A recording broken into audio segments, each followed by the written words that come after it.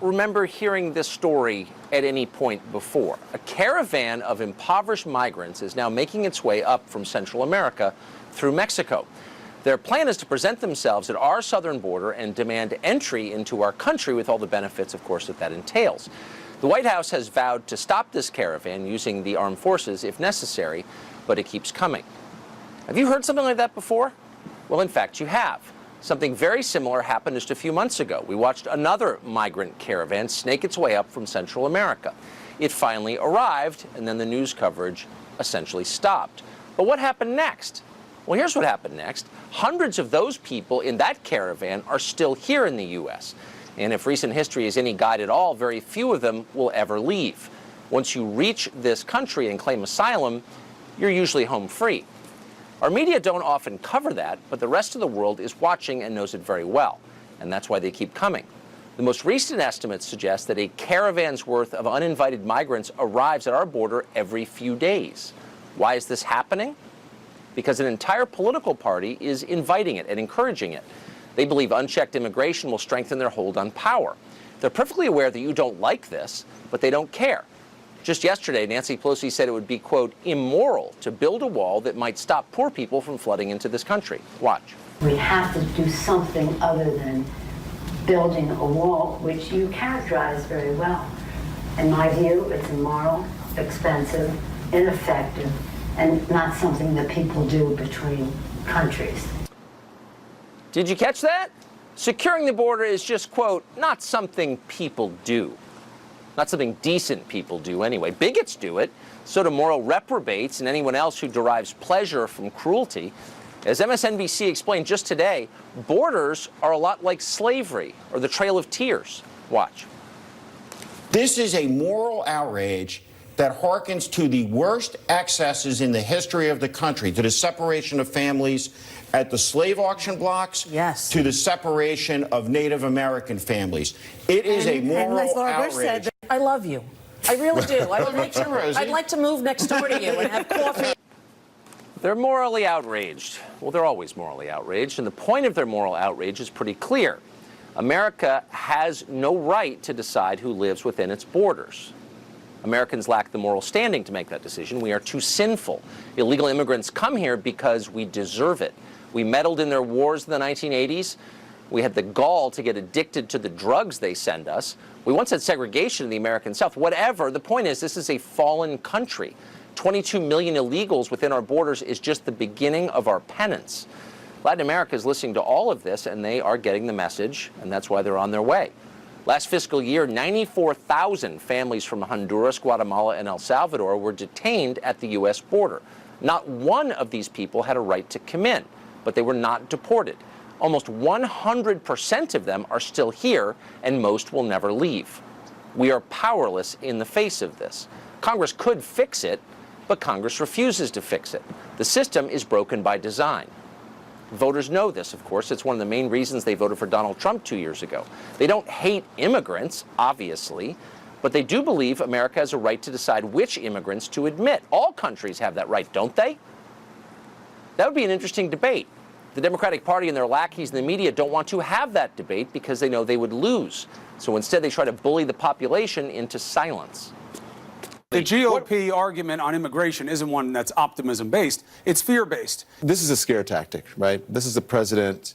This immigration is a scare tactic he's using to rev up his supporters. When you talk about caravan, you're talking about white anxiety.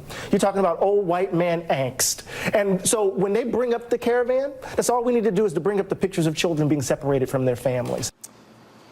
In other words, shut up, racist. Well, you probably heard that before, too, like every day for the last 2 years. You hear it a lot because it's an effective political tactic, but it only works if you fall for it. You should not fall for it. Most Americans are not racists, not even close. They're decent people. They love their country, they want their country to continue, and they know that will not continue without real borders. Max Burns is spokesman for Robert F. Kennedy Human Rights, a group that campaigns on behalf of migration, and he joins us tonight. Thanks a lot, Max, for joining us tonight. So, sort of a macro question first. You acknowledge this is a democracy, and democracies over time probably ought to reflect the will of the people who live within them. The majority of the population overwhelmingly thinks Americans have the right to determine who comes in from other countries. We don't have that right. It's demonstrable. Isn't this anti-democratic, the system that we have now? I don't know that anyone's arguing that we have to take people in. This is, Tucker, a simple question of enforcing the laws that we already have. I mean, if people like Barry Goldwater and Ronald Reagan and George W. Bush could make the distinction between an immigrant and a refugee, I think it's well within the capability of Congress and the president to make that same distinction today. But we're not making that distinction. And that's the reason that of the last caravan, as you just heard, which was several months ago, almost every single member who made it within our borders is still here. We're not enforcing our own laws, and that's why we have upwards of 22 million illegal aliens within our borders. The outline's really simple. We don't have control of who's coming in or out. And it's hard to contest that when the numbers are universally acknowledged. So why is that democratic if most people don't want it? I think it's strange that the people talking about law and order don't want to enforce, say, the Refugee Act of 1980, which was unanimously passed by the Senate. Unanimity, not something we're used to today. And who don't want to follow the process that's enshrined in our own domestic law to grant at least the application and the right to plead a case for asylum at the border. That's in the law. The problem is that process is not being followed.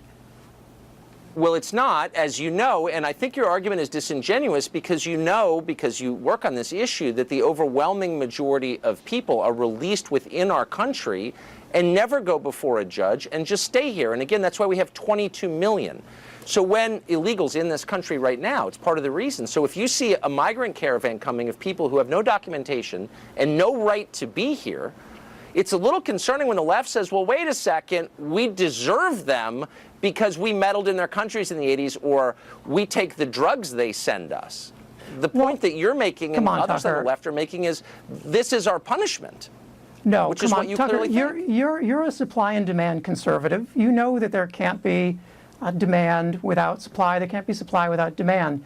It's not like this is a one-way street. These are drugs that we are obsessed with as a nation due to a failed war on drugs. And there is something to be said for the fact that we have created this gang violence, this political instability in Honduras and Guatemala. We've created it. Through this addiction we have to drugs, and yet we are so hesitant to acknowledge the human cost that's marching toward us. No, I guess I'm not hesitant to acknowledge the human cost. I'm struck by your hesitance to acknowledge the over 50,000 Americans who died last year of drug ODs. Where do they figure into this moral equation of yours, where we deserve to be invaded because we take their drugs? What about the families of the 50,000 who died? How much time do you spend thinking about them? All the time. I think they would be much better served using that money we want to spend on a wall for opioid prevention, opioid education, and to rethink this entire country's addiction to heroin, crystal meth, to marijuana. Come on, Tucker, that's more useful than a wall. Wait. A wall might stem some of the flood of illegal drugs, not all, but some that would save American lives. But that's not a concern to you because why? Because these people You're are against seeking, the wall because you believe because it the would people work. in this caravan are seeking asylum status. They're not drug runners. All the pictures that are up right now on the TV are of them checking in at police stations. You don't know who they are, actually. You have no idea who they are, and neither do I. Which is why we have a what the press is process telling us for they hearing are. their asylum claim.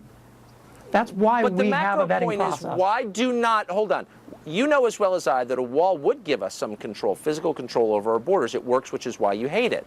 Why would you argue against the right of a sovereign nation to determine who comes in? Why? What is your motive in that, honestly? I think the drugs, you would agree, are going in under the wall and over the wall and on sea routes, not so much through a point of entry like McAllen, Texas. I'm not sure we know that, but people are certainly going on foot, and a wall would stop some of them. Why would you oppose that?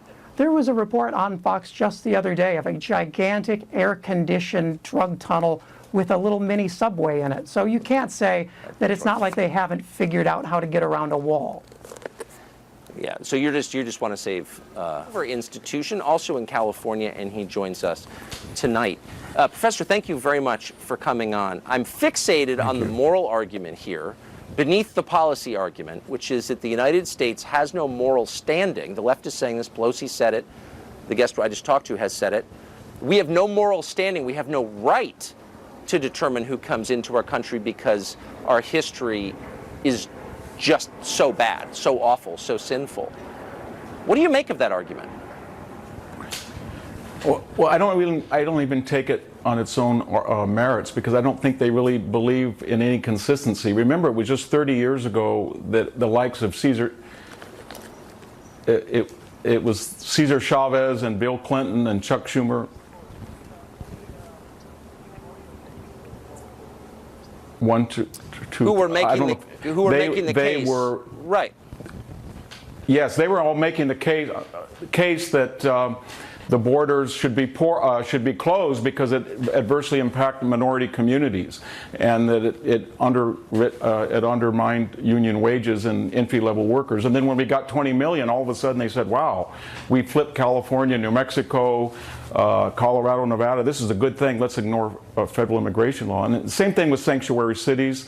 They're good now because it fulfills a useful agenda. But believe me, if Alabama and Montana and Utah said, you know what, in our jurisdictions, in our state, we don't want to adhere to federal orders about gay marriage or the Endangered Species Act or federal handgun registration, then all of a sudden that would be nullification and neo-Confederate in the eyes of the left. It's the Kavanaugh hearings all over again. Remember, in the nanosecond, we were going to throw out 238 years of American jurisprudence because it didn't coincide with an agenda for the Supreme Court. And then afterwards, suddenly the good blue wall electoral college that helped Obama get elected had to be jettisoned because it crumbled and gave Trump the election. And senators were wonderful from small states, the same as big states, because Obama had a supermajority in the Senate, and then that was bad. And the 9 justices were good since 1869, and suddenly they didn't flip like they usually do in a Republican.